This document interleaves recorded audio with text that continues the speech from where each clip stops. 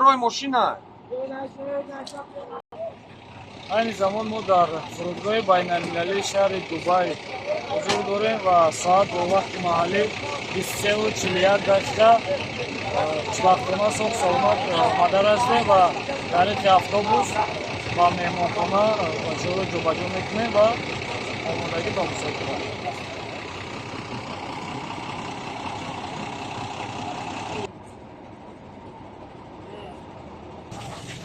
Банану сепа. Як таҷои холи дорем.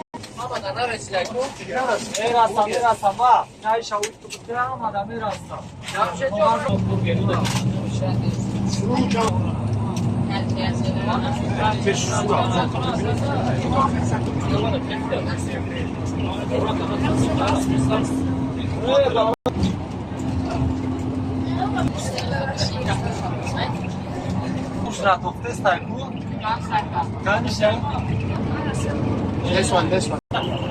Now you see in the point. Right side.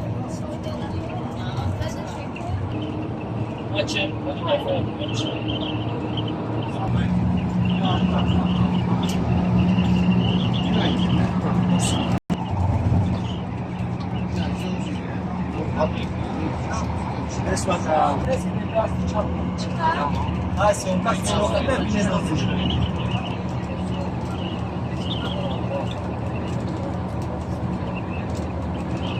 How much is the food on now?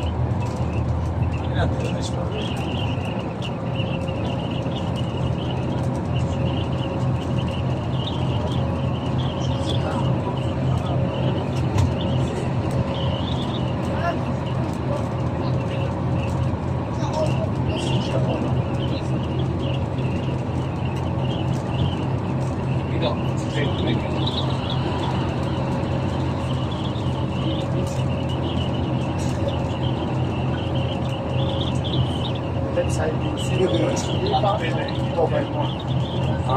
that side.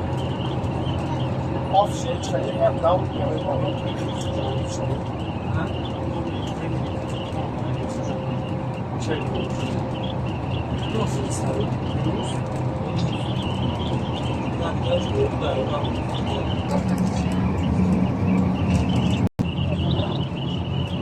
Now Burj Khalifa 165 floor. Then now starting the work, another side building 200 floor. Now the left and the right side have showroom, car showroom.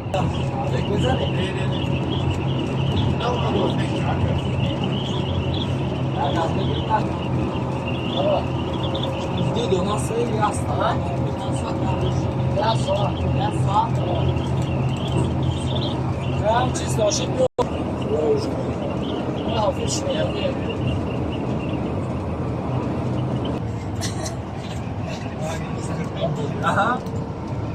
Begu Mikhali topladı, kapına şey, buradan geldi.